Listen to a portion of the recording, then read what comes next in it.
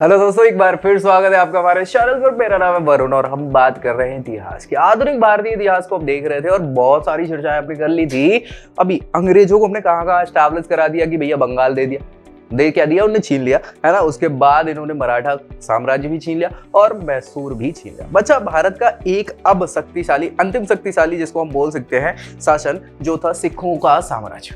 तो इस वीडियो में पूरा हम डिस्कस करने वाले हैं आंग्ल सिख संबंधों के बारे में।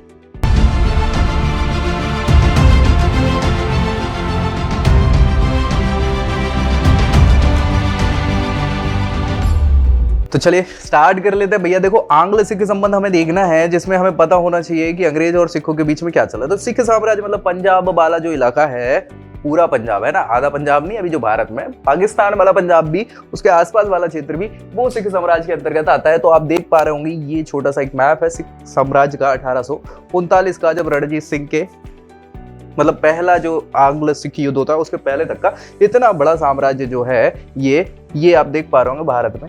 ये वाला क्षेत्र जो उत्तर पश्चिम का क्षेत्र है ना, वो पूरा सिख साम्राज्य हुआ करता था। कैसे बना ये सिख साम्राज्य, क्या हुआ और कैसे अंग्रेजों ने अपने अंदर इसको कर लिया, इसको हरा के, और क्या हुआ, सारी चीजों को हम यहाँ डिस्कस करने वाले हैं। लेकिन ये देख लीजिए ताकि आपको बार बार याद रखिएगा। यहाँ से एक बार मैं थोड़ा सा आपको बता देता हूँ। चलिए,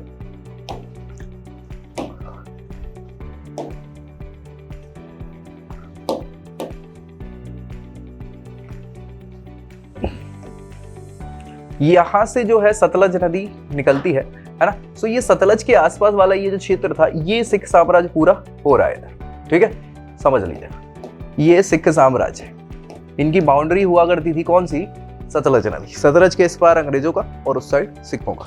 तो ये याद रखना है कैसे ये वाला साम्राज्य भी। भैया बंगाल तो पूरा जीत ही चुके हैं अंग्रेज, है ना। बंगाल हो गया, अवध हो गया, दिल्ली तक पहुंच गए थे, ठीक है। यहाँ मराठा भी जीत लिया, मैसूर का भी जीत लिया, निजाम भी भाई सहायक संधि कर ही चुके हैं कहीं ना कहीं। तो ये पूरा मद्रास वाला इलाका इनका हो ही गया था, ठीक है। गुजरात वाला जो क्षेत्र है, राजपूताना वाला, वो उनसे भी संधि करा ली थी मराठाओं के साथ मिलकर। तो ये मैक्सिमम क्षेत्र अब किसका हो चुका है, अंग्रेजों का हो गया था। इधर का बचा है बस कौन सा, सिख साम्राज्य। तो क्या है पूरी, हम पहले पृष्ठभूमि समझेंगे, थोड़ा बेसिक इंट्रो में भी जाएंगे और फिर बाद में हम युद्ध करेंगे, ठीक है। चलिए तो बैक करते हैं यहाँ पे और देखो भैया, आंग्ल सिख युद्ध, अंग्रेज कंपनी जो है जिसको आंग्ल हम बोल रहे हैं, और सिखों के बीच दो युद्ध हुए हैं, आंग्ल सिख युद्ध।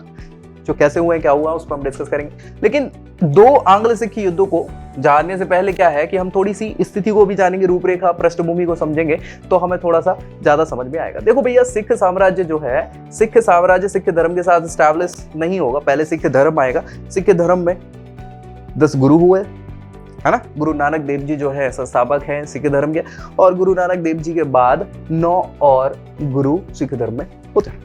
हालांकि समस्या क्या होती है कि 5वें गुरु अर्जन देव जो रहते हैं, उनसे जहांगीर के रिश्ते खराब हो जाते हैं और वो फांसी की सजा दे देते हैं। किसको, 5वें गुरु अर्जन देव को। यहां से खटास चालू हो जाती है। जबकि गुरु नानक देव जी ने तो भैया सौहार्द की बात करी थी कि सारे धर्म सभी लोग मिलजुल के रहे, इस चीज को बढ़ाया। अकबर ने भी भाई सपोर्ट करा, अच्छी बात है, लेकिन जहांगीर से रिश्ते बन नहीं पाए और यहाँ पे क्या हो गया, यहाँ से युद्ध चालू था। 9वें गुरु तेग बहादुर साहब के समय तक तो ये मान के चलिए औरंगजेब था, तो बड़ी मुश्किल से मतलब इतनी खराब स्थिति हो गई कि गुरु तेग बहादुर साहब को भी, उनकी भी हत्या करा दी गई औरंगजेब के पास। तो 10वें गुरु, उनके बेटे जो है गुरु गोविंद सिंह जो है, वो सत्ता पर आसीन होते हैं, सिख धर्म के हेड बन जाते हैं, गुरु बन जाते हैं, 10वें गुरु रहते हैं। और वो भी इसी लड़ाई झगड़े में, मुगलों और सिखों के बीच जो युद्ध हो रहे थे उसमें चलते रहे। और बाद में 1707 में औरंगजेब एक्सपायर होते हैं, लेकिन 1708 के आसपास गुरु गोविंद सिंह का भी हत्या कर दी जाती है। और इस चीज में कहीं ना कहीं अभी पूरी लड़ाई चल रही रही सिखों और मुगलों के बीच में। गलत हुआ है, ऑब्वियस सी बात है। गुरु गोविंद सिंह जी जो हैं, वो ये समझ गए थे कि ये युद्ध बढ़ता चला जाएगा, सारी चीजें होती जाएंगी। ऐसे में क्या है, बाकी के लोग जो हमें समर्थन करते हैं, जो सिख धर्म को मानने वाले, उनके लिए बार बार परेशानियां हो जाती हैं। सो उनने गुरु वाला जो पद है वो गुरु ग्रंथ साहिब को दे दिया कि अगला गुरु अब कोई नहीं होगा, गुरु ग्रंथ साहिब ही आगे हमें क्या करेंगी, पद प्रदर्शित करेंगे, ठीक है। सो गुरु ग्रंथ साहिब हुआ, अगला कोई गुरु नहीं होने वाला था। 10वें गुरु गुरु गोविंद सिंह 1708 में उनको भी मार दिया जाता है। इसके बाद स्टार्ट जो इनके एक बहुत प्रभावी शिष्य रहे हैं, बंदा बहादुर। सो बंदा बहादुर भी ये युद्ध कंटिन्यू करते हैं, जारी रखते हैं। फारूक शेर के द्वारा उनको भी हत्या करवा दी जाती है। तो फिर थोड़ा सा माहौल जो है वो गड़बड़ हो जाता है बीच में। इसके बाद बंदा बहादुर के बाद फिर धीरे धीरे धीरे जो सिख साम्राज्य है वो मिसलों में अलग अलग ग्रुपों में विभाजित हो गया था। पंजाब के आसपास वाला क्षेत्र 12 मिसल हुआ करती थी, सिख मिसल जिनको कहते थे। उन सिख मिसलों को हमने ये पुरानी वीडियोस में सारी चीजें डिस्कस कर चुके हैं। सो उन सिख मिसलों में एक सुकरचकिया मिसल हुआ करती थी, जिसमें फिर वो व्यक्ति जो है रणजीत सिंह वो शासक बनेंगे और पूरे सिख साम्राज्य को इकट्ठा करेंगे, सिखों को एक कर देंगे। बहुत ही शक्तिशाली शासक रहते हैं। हालांकि ऐसा बोल सकते हैं कि अंतिम शक्तिशाली व्यक्ति हैं सिखों के, जिन्होंने क्या किया हुआ है, पूरे सिख साम्राज्य को इकट्ठा करके रखा। फिर अंग्रेजों की नजर लग जाती है और भैया वो नजर खराब ही होती है। तो उनके जाने के बाद, रणजीत सिंह के जाने के बाद जो उनके उत्तराधिकारी हैं वो इतने योग्य नहीं रहे जैसे रणजीत सिंह हुआ करते थे। तो बस इसका खामियाजा भुगतना पड़ जाता और अंग्रेज क्या है उस साम्राज्य को भी अपने अधीन कर लेते। बेसिक इंट्रो समझ में आया। चलिए इसी चीज को थोड़ा सा और देख लेते हैं। आंग्ल सिख युद्ध की पृष्ठभूमि के तौर पर हम ऐसा जानते हैं कि भैया भारत में धार्मिक सुधार आंदोलन हुए। हमने देखो प्राचीन भारतीय इतिहास में भी धार्मिक सुधार आंदोलन देखे थे, मध्यकालीन भारत में भी धार्मिक सुधार आंदोलन हुए कि नहीं हुआ। तो उसी मध्यकालीन भारतीय जो धार्मिक सुधार आंदोलन रहे उसमें एक धर्म भी निकल के आया जिसको हम सिख धर्म बोलते हैं। ठीक है, मुगल शासकों का शासन चल रहा था और इसी धार्मिक सुधार आंदोलन के क्रम में सिख धर्म का भी उदय हो जाता है। हालांकि ऐसा बोल सकते हैं कि गुरु नानक देव जी तो आप ये मान के चलिए जब मुगल आए भी नहीं थे तब वो थे और उनके समय में ही ये स्टार्ट हो जाता है। ठीक है, सिख धर्म के उदय की प्रक्रिया में कुल 10 सिख गुरु हुए जिन्होंने सिख धर्म को आगे बढ़ाने में अपना महत्वपूर्ण योगदान दिया और बीच बीच में सिख गुरुओं ने सिख समुदाय और मुगलों के बीच संघर्ष होता रहा, जिसपे हमने डिस्कस कर लिया है। इन्हीं संघर्षों में 5वें गुरु अर्जुन देव जी जो थे उनको मुगल शासक जहांगीर ने फांसी की सजा दे दी थी, है ना। और जो 9वें गुरु थे गुरु तेग बहादुर साहब, उनको भी मुगल शासक औरंगजेब के द्वारा मृत्युदंड दे दिया गया था। ये सारी चीजों पे हमने डिस्कस किया है। ठीक है, आंग्ल सिख युद्ध में आगे मुगल और सिखों के बीच ये जो संघर्ष चल रहा था जारी, वो तब तक चलता रहा। कब तक चलता रहा? औरंगजेब के समय तक तो चलता ही रहा और ज्यादा इसमें मतलब ये मान के चलिए कि आग में घी डालने का काम किया गया इसके द्वारा। तो आखिरी और 10वें गुरु गोविंद सिंह का संघर्ष भी कंटिन्यू औरंगजेब से रहा। औरंगजेब हालांकि पहले एक्सपायर हो जाते हैं 1 वर्ष बाद। मुगल शासक औरंगजेब 1707 में मृत्यु हो जाती है। 1 वर्ष बाद 1708 में सिखों के 10वें गुरु गोविंद सिंह की भी हत्या कर दी जाती है पठानों के द्वारा। अब ये समस्या का विषय हो जाता है। गुरु गोविंद सिंह हालांकि तब तक आप गुरु बाला पद गुरु ग्रंथ साहिब को दे देते हैं और फिर आगे कोई गुरु नहीं होना था। सो इनके जो शिष्य थे बंदा बहादुर 1708-1716 बहुत प्रभावी व्यक्ति हैं। सिखों के अंतिम गुरु गोविंद सिंह की मृत्यु जब होती है सो उससे पहले उन्होंने ये संदेश दिया था, क्या दिया था कि अब कोई सिख गुरु नहीं बनेगा। क्यों? क्योंकि उनके बाद कोई सिख गुरु नहीं होगा, गुरु ग्रंथ साहिब ही गुरु रहेंगे। ठीक है, सो इनके एक शिष्य हुआ करते थे जो बहुत प्रिय शिष्य हुआ करते थे, है ना। आगे चलकर बंदा बहादुर के नाम से वो प्रसिद्ध हो जाते हैं क्योंकि गुरु गोविंद सिंह ने यह संदेश दे दिया था कि कोई सिख गुरु बनेगा ही नहीं। इसलिए बंदा बहादुर सिखों के सेनापति के रूप में आगे उभर के आते हैं और यही क्या करते हैं, सिख और मुगल युद्ध को कंटिन्यू करते हैं। ठीक है, सो इनका प्रारंभिक नाम क्या था? लक्ष्मण देव थे। ये सन्यासी हुआ करते थे, फिर बाद में सिख धर्म को ही अपना लेते हैं और जम्मू कश्मीर के क्षेत्र से संबंध रखते थे। ये आप देख पा रहे होंगे बंदा बहादुर, इनकी स्टोरी बहुत इंपॉर्टेंट है, बहुत फेमस है। ठीक है, सो इनका नाम बंदा बहादुर इसलिए पड़ गया था क्योंकि गुरु गोविंद सिंह इन्हें गुरु बख्श सिंह के नाम से पुकारा करते थे और इसके साथ बंदा सिंह बहादुर भी अपने आप को गुरु के बंदे की, बंदा गुरु का बंदा है, ये शिष्य है, सो इसलिए बंदा बहादुर इनका नाम पड़ गया। ठीक है भाई, चलिए इसमें आगे बात करेंगे कि सिखों और मुगलों का युद्ध जारी रहा। बंदा सिंह बहादुर ने भी क्या किया, इसको कंटिन्यू करा और इसके बाद अब चूंकि वो सिखों के सेनापति बन चुके थे तो भैया वो युद्ध चल ही रहा था, कंटिन्यू चल रहा था। बाद में क्या होता है कि मुगलों से बहुत सारे युद्ध करे और उन्हें धूल चटाई बहुत सारी जगहों पे। लेकिन क्या कर सकते हैं, औरंगजेब के बाद जब फारूक शेर आता है तो फारूक शेर है ना, फारूक शेर ने उनको पकड़ा और 1716 में मृत्युदंड उनको भी दे दिया जाता है। अब यहां तक तो आप ये मान के चलिए कि 1716 की बात है। अब थोड़ा सा सिख धर्म जो है थोड़ा सा अभी व्यवस्थित नहीं हो पाएगा क्योंकि एकजुट अभी तक तो बंदा बहादुर निकल लिया था, अब कौन एकजुट करेगा। सो यहाँ पे थोड़ी समस्याएं आती हैं और ये अलग अलग सूबों में बढ़ जाता है, ठीक है। वही है सारी चीज। अब रणजीत सिंह की हम बात कर लेते हैं। रणजीत सिंह बहुत इंपॉर्टेंट व्यक्ति है। 1716 में बंदा बहादुर की मृत्यु हुई। सिख समुदाय धीरे धीरे विखंडित होता चला गया।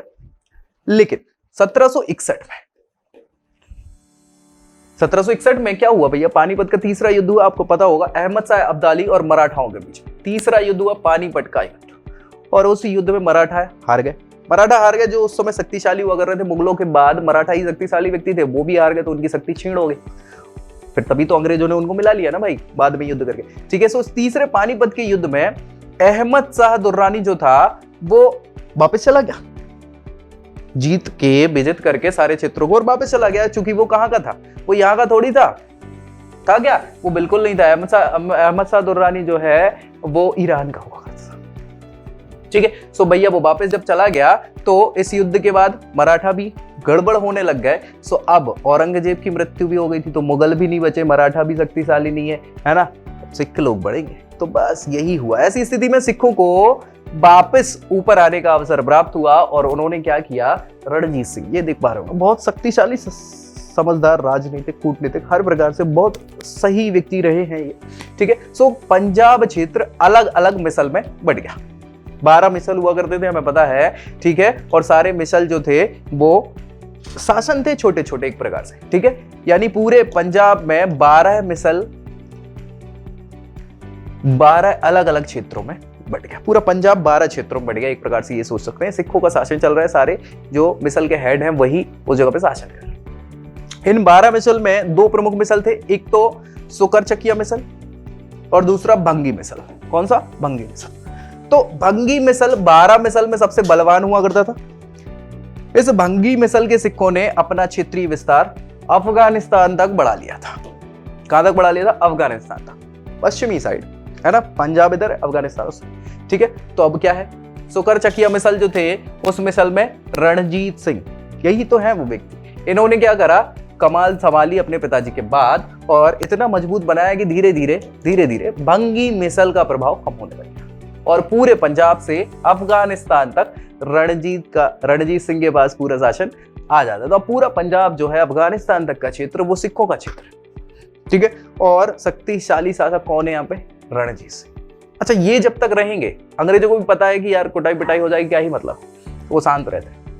लेकिन इनकी मृत्यु के बाद समस्या चालू हुई। तो चलिए वही चीज हो रही है। रणजीत सिंह का जन्म 1780 में हुआ और उनके पिताजी का नाम महासिंह हुआ करता था। जब वे अफगानिस्तान तक के राजा बने तो बहुत सारी चुनौतियां इनके साथ आती हैं, ठीक है। ये चुनौतियां ऐसी थी कि 12 मिसल के सिख अपने आप को श्रेष्ठ साबित करना चाहते ही हैं। और ईरान के जो अब्दाली हुआ करते थे, आया था ना वो तृतीय पानीपत युद्ध में, हमने उस पर डिस्कस कर भी लिया हो, हार गए थे। सो बहुत सारी चुनौतियां थी जो रणजीत सिंह को सामना करना पड़ी। एक घटना ऐसी है कि सिख समुदाय और सिख धर्म ये ज्यादा मजबूत हो जाता है। क्यों? क्योंकि रणजीत सिंह ने इकट्ठा करा। इस घटना में यह हुआ कि एक अफगानिस्तानी क्षेत्र जो था उसमें जमन शाह का नाम का एक शासक हुआ करता था, जिसने रणजीत सिंह के साथ संबंध बनाया नहीं, संघर्ष करा, ठीक है। तो संघर्ष होता रहता था और इसी संघर्ष के कारण क्या होता है, रणजीत सिंह और जमन शाह के बीच में 12 तोपें समझ रहे हो तो फोड़ने वाली, वो चिनाब नदी में डूब चली जाती है। किसकी? रणजीत सिंह।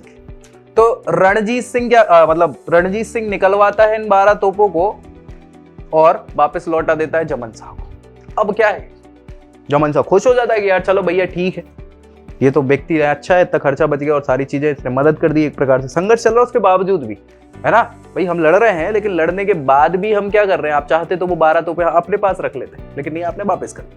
तो ये उदारता देख के भैया वो जमन शाह जो है ना वो खुश हो जाता है और लाहौर तक का क्षेत्र क्या है, जमन शाह उसको दे देता है। किसको? रणजीत सिंह को दे देता है। तो उनका क्षेत्रीय विस्तार हो गया, ऑब्वियस सी बात है। इस प्रकार रणजीत सिंह जो है अपना विस्तार अभी क्या पंजाब से लाहौर तक कर दिया। रणजीत सिंह ने विस्तार लाहौर क्षेत्र तक करा तो अब 2 राजधानियां बनानी पड़ी। एक राजधानी अमृतसर हो गई जो पंजाब में, और दूसरी धार्मिक राजधानी थी लाहौर में। नहीं, अमृतसर धार्मिक राजधानी थी और दूसरी राजधानी लाहौर बन गई, ठीक है, जो राजनीतिक राजधानी के रूप में रही। अब हुआ क्या कि भैया रणजीत सिंह जो साम्राज्य है उसको मजबूत बना रहे थे और उसका विस्तार करते चले जा रहे थे अफगानिस्तान तक। अंग्रेज भी जो चाह रहे थे कि भैया अफगानिस्तान को कब्जे में करा जाए, अंग्रेज भी चाहेंगे, क्यों नहीं चाहेंगे। तो जब अंग्रेज और अफगानिस्तान युद्ध होता है, आंग्ल अफगानिस्तान युद्ध जिसको कहते हैं, उसमें समस्याएं पैदा हुई। उसी के कारण तो समस्याएं हुई। चलिए देख लेते हैं कैसे। जिन क्षेत्रों पर राजनीतिक सत्ता कायम कर रहे थे कौन, रणजीत सिंह, उसी पर अंग्रेज भी चाह रहे थे और कुछ क्षेत्रों में अंग्रेज अपना प्रभुत्व स्थापित कर चुके थे। ठीक है, सो इनने बंगाल जीत चुका था, मैसूर जीत लिया था, मराठा चल ही रहे थे, मराठा भी जीत लिया था। तो अब बचा कौन था अगला शक्तिशाली शासक या साम्राज्य, सिख साम्राज्य। तो इनकी नजर अब कहां पड़ेगी, इनको भी खत्म करना। ठीक है, तो बस ठीक है। अमृतसर की संधि हुई 1809 के आसपास। क्यों हुई, क्या हुआ, समझते।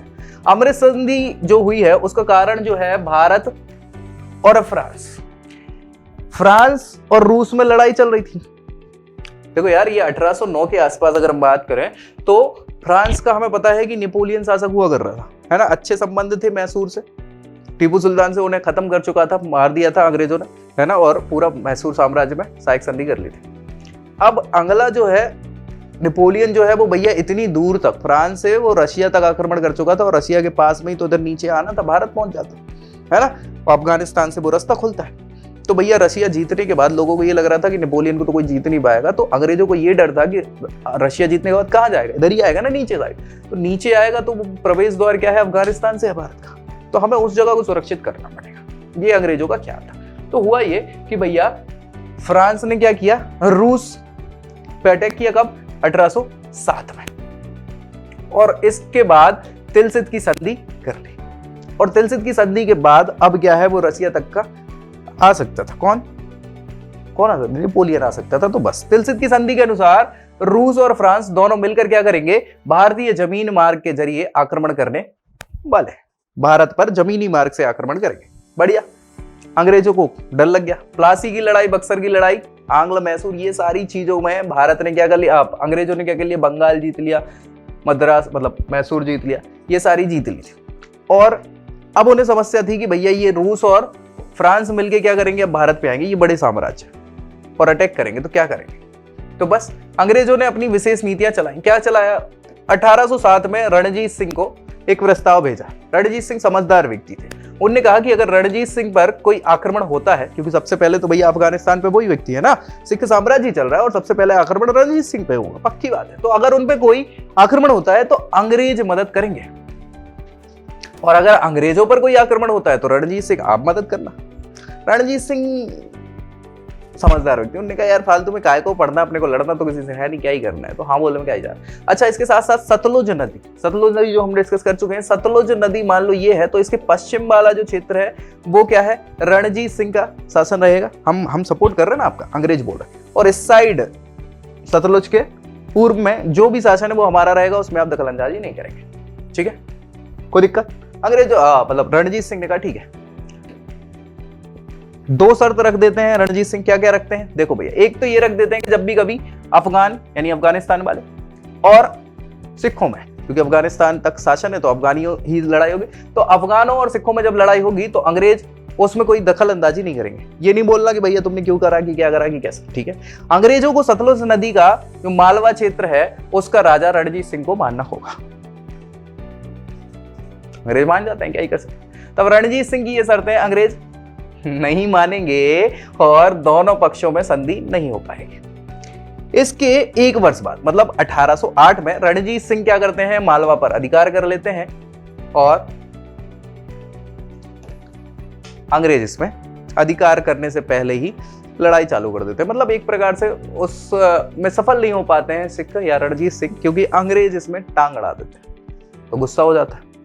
क्या कर सकते हैं, 1809 में अंग्रेजों और रणजीत सिंह के बीच में फिर से संधि होती है। कौन सी संधि होती है, अमृतसर की संधि होती है। इस संधि में क्या होगा, इसमें यह तय किया जाता है कि सतलुज नदी के पश्चिमी क्षेत्र रणजीत सिंह का शासन रहेगा और पूर्वी क्षेत्रों पर अंग्रेज ईस्ट इंडिया कंपनी का नियंत्रण रहेगा। इस संधि में चार्ल्स मैडकॉफ, ये इंपॉर्टेंट व्यक्ति हैं, चार्ल्स मैडकॉफ, इन्हें नेतृत्व करता माना जाता है ईस्ट इंडिया कंपनी का इस संधि के लिए। तो भैया चार्ल्स मैडकॉफ की रणनीति जो है वो काम कर गई। रणजीत सिंह जो है क्या कर लेते हैं, संधि कर लेते हैं, अमृतसर की संधि। 1809 में चार्ल्स मेडकॉफ और रणजीत सिंह में ये संधि हो जाती है। दोनों मान जाते हैं कि सतलुज के पश्चिम वाला क्षेत्र आपका पूर्वी क्षेत्र अंग्रेजों का, ना आप हमारे क्षेत्र में दखल अंदाजी करेंगे ना हम आपके क्षेत्र पर दखल अंदाजी करेंगे। हाँ, सपोर्ट जरूर करेंगे अगर इनकेस कभी कोई आप पे अटैक करता है या हम पे कोई बात करता है, कोई दिक्कत।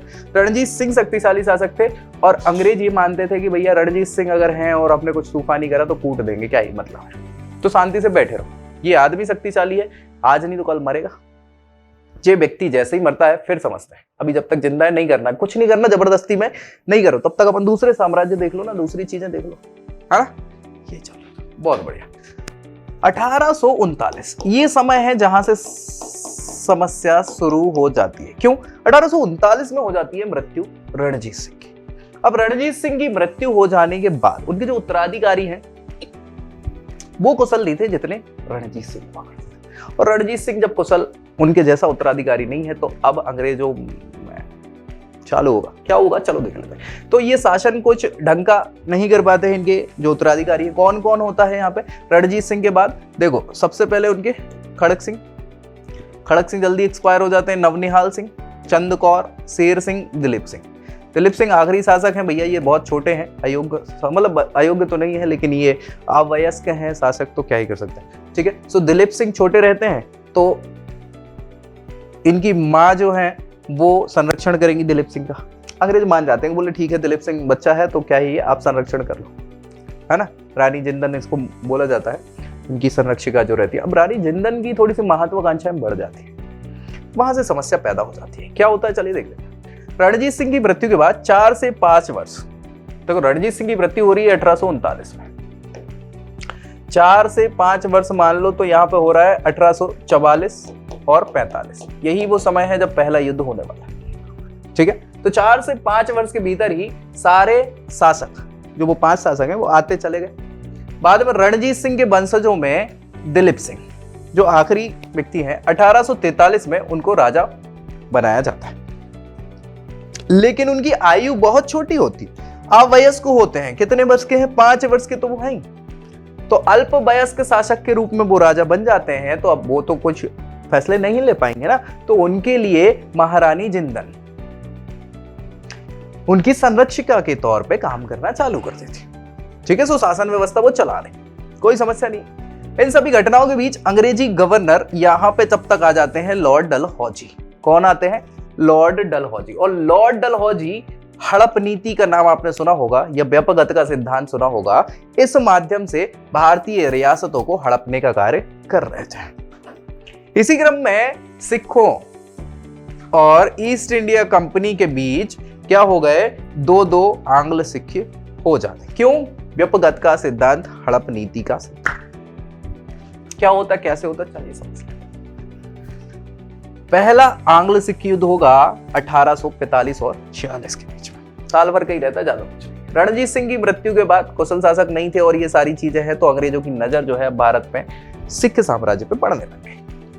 अंग्रेजों ने पहले ही भारत के दूसरे ज्यादातर क्षेत्रों पर कब्जा कर लिया था, जिनमें बंगाल हो चुका था,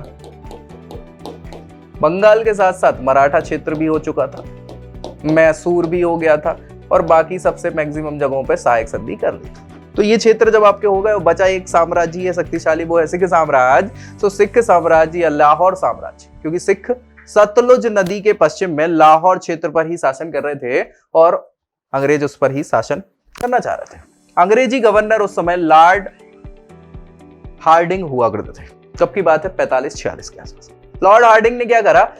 1845 में सतलुज नदी की जो सीमा रेखा है, भाई वही जो सतलुज नदी के इस साइड आपका क्षेत्र और इस साइड आपका, तो यही जो सीमा रेखा है, इस रेखा में क्या किया? सिपाहियों को भेजना चालू कर दिया। किसने? लॉर्ड हार्डिंग ने इस सेना पे मतलब जो रेखा है उसके पार भेजना अंग्रेजों को चालू कर दिया। तो ये तो गलत है ना, संधि का उल्लंघन कर दिया ना आपने, यही तो हुआ है। सिख साम्राज्य, लाहौर साम्राज्य ऐसी स्थिति देख रहा था, क्या देख रहा था कि भैया ये तो गड़बड़ है, अंग्रेज लोग संधि को तोड़ रहे हैं, तो चिंता का विषय तो है, कहीं अंग्रेज कंपनी उनके ऊपर आक्रमण ना कर दे, ये चिंता का विषय है, ऑब्वियस सी बात है। तो इस क्रम में कुछ सिख सिपाही भी क्या करे? सतलुज नदी को पार करके पूर्वी भाग में आ गए। अब जब अंग्रेज आ गए तो कोई दिक्कत नहीं है, लेकिन सिख आ गए तो अब अंग्रेजों को मौका मिल गया बस, क्योंकि हमने ऊपर क्या देख लिया था? 1809 में अमृतसर की संधि हो गई थी और उसके हिसाब से पश्चिमी क्षेत्र सिखों का और पूर्वी क्षेत्र अंग्रेजों का होना था, सतलुज का। इसके बाद अंग्रेजों ने अमृतसर की संधि का उल्लंघन मान लिया। किसको मान लिया? अंग्रेज भेजे तो नहीं माना कि आप तो खुद कर रहे हैं, लेकिन जैसी सिखों ने पार करके पूर्वी क्षेत्र में जिया है तो इसको मान लिया कि आपने अमृतसर की संधि का उल्लंघन किया हुआ है, बस। और यही कारण है कि पहला आंग्ल सिख युद्ध हो जाता है। पहले आंग्ल सिख युद्ध में सिखों की तरफ से 50,000 सैनिक हुआ कर रहे थे और अंग्रेजों की तरफ से 20 से 30,000 सैनिक भाग ले रहे थे। इस युद्ध में सिखों की सेना का नेतृत्व दो लोग कर रहे थे, लाल सिंह और तेजा सिंह। ये दोनों सैनिक सेनापति हुआ कर रहे थे, ठीक है। और दोनों सिख सेनापति सक्षम नहीं थे।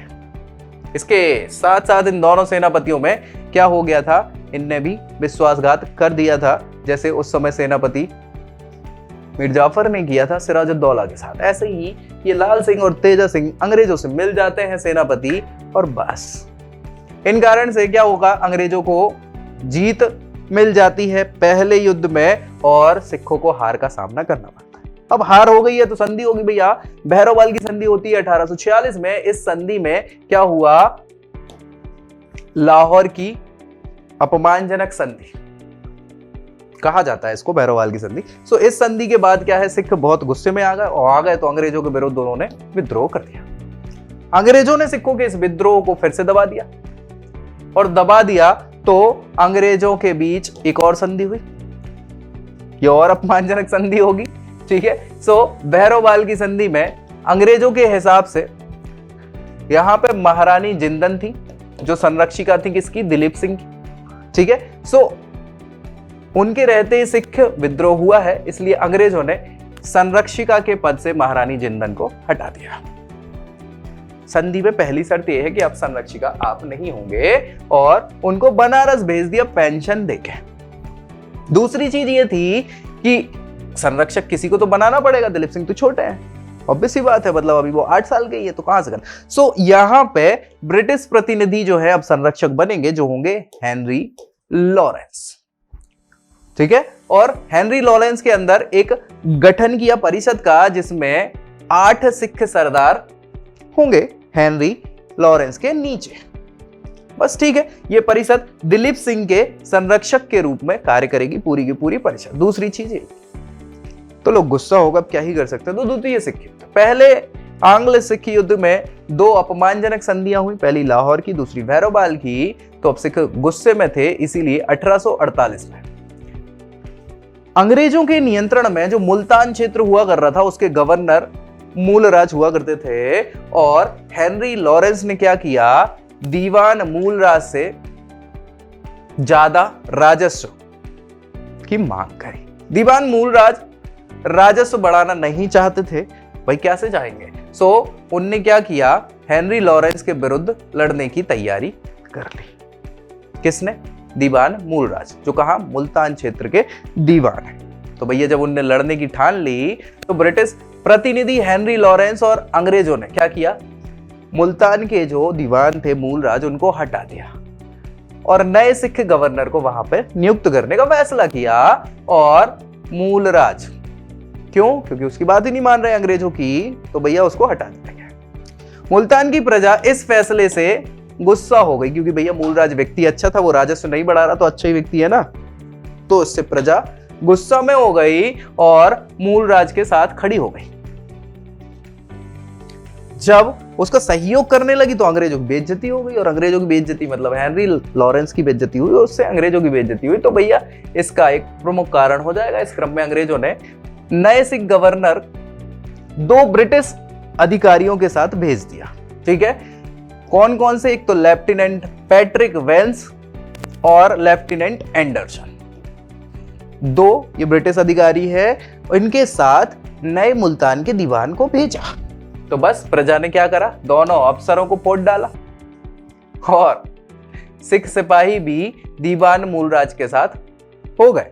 अंग्रेजों के विरुद्ध एक विद्रोह यहाँ पे स्टार्ट हो जाता है। लेकिन यहाँ पे अभी तक लॉर्ड हार्डिंग हुआ कर रहे थे। अब नए गवर्नर जनरल आए हैं, जिनका नाम है लॉर्ड डलहौजी। तो लॉर्ड डलहौजी गवर्नर जनरल के पद पर आ चुके थे, और इन्होंने सिख विद्रोह के आधार पर अपनी सेना युद्ध करने के लिए भेज दी, क्योंकि सिख विद्रोह बढ़ता चला जा रहा था भैया। अब तो सिख जो सरदार है, सेनापति हैं, वो भी सपोर्ट करने लग गए मूलराज का, प्रजा तो कर ही रही थी। अंग्रेजों ने माना कि भैया ये विद्रोह है और इसको दबाना पड़ेगा, और यहाँ पे गवर्नर डलहौजी हैं तो उनने भेज दी पूरी सेना की लड़ो। बस तो सिखों और अंग्रेजों के बीच ये कारण हो गया दूसरे सिख आंग्ल युद्ध का। बस बहुत बढ़िया। और इसके अंतर्गत क्या क्या युद्ध हुए? अलग अलग युद्ध होते हैं। सबसे पहले रामनगर का युद्ध होता है, चिलियावाला का युद्ध होता है, गुजरात का युद्ध होता है, ये अलग अलग है। ठीक है। जो गुजरात का युद्ध हुआ, इसमें गुजरात की बात वो वाली नहीं है, यह पंजाब का क्षेत्र हुआ करता था, जो अभी पाकिस्तान के अंतर्गत आता है गुजरात। ठीक है। द्वितीय आंग्ल युद्ध में अंग्रेजों को फिर विजय प्राप्त हो गई और सेना ने आत्मसमर्पण करना पड़ गया। इस युद्ध के पूर्व पंजाब को अंग्रेजों द्वारा अपने अधिकार क्षेत्र में मिला लिया गया और पंजाब के शासन व्यवस्था संभालने के लिए 3 सदस्यों के बोर्ड का गठन किया गया। बाद में 1853 में 3 सदस्यीय बोर्ड को भी खत्म कर दिया और एक चीफ कमिश्नर क्षेत्र इसको बना दिया। पंजाब के प्रथम चीफ कमिश्नर जॉन लॉरेंस होते हैं और हेनरी लॉरेंस के ये भाई रहते हैं। द्वितीय आंग्ल सिख युद्ध के बाद दिलीप सिंह के साथ क्या किया? अंग्रेजों ने 50,000 रुपए की पेंशन दी और इनको ब्रिटेन में पढ़ाई करने के लिए भेज दिया। इसके अलावा कोहिनूर हीरा बहुत इंपॉर्टेंट चीज है, आपने कई बार नाम सुना होगा। तो भैया ये जो हीरा, कोहिनूर हीरा आप नाम जानते हैं, रणजीत सिंह के पास था और फिर उनके बाद उनके वंशजों के पास था। सो ये हीरा भी अंग्रेजों को मिल गया। इसी दूसरे आंग्ल युद्ध के बाद इस कोहिनूर हीरे को अंग्रेजों ने अपने अधिकार में ले लिया और बाद में ब्रिटेन भेज दिया गया। बाद में महारानी विक्टोरिया के ताज में इसको लगा दिया गया और महारानी विक्टोरिया के बाद उनकी महारानियों के पास जाता रहा। समय के साथ अगर बात करें तो काट काट के हीरे को 3 भागों में बांट दिया है कोहिनूर हीरे को, और इस हीरे का वजन पहले 38 ग्राम का हुआ करता था, अब यह 21 ग्राम का हो गया है।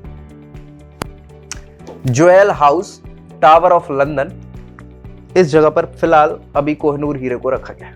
इसी के साथ रणजीत सिंह, ये डबल लग गई। हम बात करें तो रणजीत सिंह के पास ये कहां से आया था हीरा, है ना? तो सुनो, इसकी कहानी है बहुत पीछे। 1739 में नादिर शाह ने आक्रमण करा था, है ना? नादिर शाह ने कहां आक्रमण करा था? 1739 में दिल्ली में मुगल शासन में आक्रमण किया था, और उस आक्रमण में वो जो तख्ते ताउस का नाम सुना होगा ना, एक भैया सिंहासन बनवाया था। किसने बनवाया था? शाहजहां। उस तख्ते ताउस में कोहिनूर हीरा लगा रहता था, है ना? वो कोहिनूर हीरा तख्ते ताउस के साथ ही नादिर शाह 1739 में भारत से लेके चला जाता है। तो ये कहां पहुंचा? ये भैया जो नादिर शाह है, ये नादिर शाह कहां का राजा था? कहां का राजा था? तो ये राजा ईरान का हुआ करता था। उसकी मृत्यु के बाद उनके वंशजों के पास हीरा पहुंचा। कोई बात नहीं। अब भैया उत्तराधिकार के लिए हीरा 1751 में अफगानिस्तान के शासक अहमद शाह दुर्रानी को दे दिया गया, जिसने पानीपत का युद्ध किया था, सुना होगा आप, है ना? तो बस कुछ समय बाद उसकी मृत्यु हो जाएगी और उसका बेटा जो पोता जो है शाह शुजा दुर्रानी, उसके पास ये हीरा पहुंचेगा। शाह शुजा दुर्रानी ने 1813 में रणजीत सिंह के साथ संधि करी और ये हीरा रणजीत सिंह को दे दिया। तो 1813 में कोहिनूर हीरा घूम फिर के वापस कहां गया? रणजीत सिंह के पास आ गया। अब रणजीत सिंह के बाद यह कोहिनूर हीरा अंग्रेजों के पास चला गया दूसरे सिख युद्ध के बाद, और जो अब ब्रिटेन में ही है। तो ये बहुत इंपॉर्टेंट था। ठीक है, 2 चीजें अपन समझ लेते हैं धन्यवाद से पहले। क्या समझ लेते हैं कि ये जो दूसरा आंग्ल सिख युद्ध हुआ है, ये इतना गड़बड़ होता है क्योंकि यहाँ पे ये वाला जो क्षेत्र है ये ऐसा है। ठीक है, सो ये क्षेत्र हुआ कर रहा था किसका? सिखों का, है ना? ये एक्चुअली यहाँ वाला क्षेत्र भी जो है अफगानिस्तान वाला, ये भी सिखों का हुआ कर रहा है। ये सतलज नदी के आसपास सीमा हुआ करती थी, पूर्वी सीमा अंग्रेजों की, पश्चिमी सीमा सिखों की। तो हुआ कुछ ऐसा, लॉर्ड डलहौजी दिमागदार व्यक्ति थे। इन्होंने फिर कूटनीति का प्रयोग किया। जनरली अंग्रेज सेना क्या करती थी? 2 टुकड़ियों को भेजती थी लड़ाई करने के लिए। 2 अलग अलग टुकड़ियां होती थी। अब हुआ क्या कि सिखों ने प्लान बनाया। उन्होंने प्लान क्या बनाया कि भैया अपन क्या करेंगे, अपन 2 की जगह 3 टुकड़ियां रखेंगे। ठीक है, क्या रखेंगे? 3 टुकड़ियां रखेंगे और एक टुकड़ी को सतलुज नदी को पार करा देंगे पुल से। पार कराएंगे और अपनी एक टुकड़ी ही इन 2 टुकड़ियों पे भारी पड़ेगी, फोड़ डालेंगे, बात ही खत्म।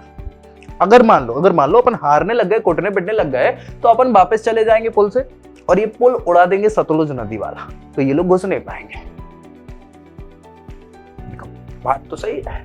अच्छा, ये बात पता चल जाती है अंग्रेजों को पता चलती तो सबसे पहले क्या है, 2 की जगह वो 3 सेना टुकड़ी रखते हैं और 2 सेनाएं लड़ने भेज देते हैं टुकड़ी, और तीसरी टुकड़ी जब ये देखते हैं कि ज्यादा है तो ये 2 टुकड़ियों को भेज देते हैं यहाँ पे, और तीसरी टुकड़ी क्या करती है, ये पहले सबसे पहले पुल उड़ा देती है। पुल उड़ा देती है तो अब इधर वाली टुकड़ी इनकी सहायता करने आ नहीं पाएगी और ये वापस भाग नहीं पाएंगे, और फिर जो भगा के फोड़ते हैं। तो ऐसी यहाँ पे मतलब मान लो कि ऐसी हत्याएं होती हैं सिखों की, भगा अंग्रेज बहुत मारते हैं। सच बता रहा हूँ, झूठ नहीं बोल रहा हूँ। इसीलिए फिर जब 1857 की क्रांति होगी तो अंग्रेजों के खिलाफ सिखों ने पार्टिसिपेट ही नहीं किया 1857 की क्रांति में, क्योंकि इतने डर गए थे। ऐसा भीषण नरसंहार हुआ था आंग्ल सिख युद्ध दूसरे वाले, ठीक है। सो बस वही सारी चीजें हैं, घबरा गए और सारी चीजें हो गई, ठीक है भाई। इसी के साथ क्या है कि अंग्रेजों ने फाइनली कब की बात है, ये कब की बात है, 1848, 49 ले लो, ये एरिया भी अंग्रेजों का लेना था। कौन कौन आ गया, बंगाल सबसे पहले ले लिया था, मराठा ले लिया, मैसूर ले लिया, बाकी ये मद्रास वाला क्षेत्र है, ये निजाम वाला क्षेत्र है, ये क्या है सब, ये सहायक संधि कर ली, और ये वाला क्षेत्र भी जीत लिया। राजपूतों से भी यहाँ पे राजपूताना में भी क्या है, सहायक संधि चल रही है, अवध से सहायक संधि है, दिल्ली के नवाब की तो कोई इज्जत बची नहीं है। तो पूरा क्षेत्र ये किसका हो गया, अंग्रेजों का हो गया। तो भैया 1849 तक लगभग अंग्रेजों के पास 70% इलाका भारत का हुआ करता था, ठीक है भाई। चले, तो इसी के साथ मिलते हैं नेक्स्ट वीडियो में आगे। अब अंग्रेज क्या करेंगे, क्या क्या नीतियां रही, आर्थिक नीति कैसी रही, व्यापारिक नीति क्या क्या रही, उन पर भी डिस्कस करेंगे, और फिर हम 1857 की क्रांति का बेस भी बनाएंगे। तो मिलते हैं नेक्स्ट वीडियो में, तब तक के लिए जय हिंद।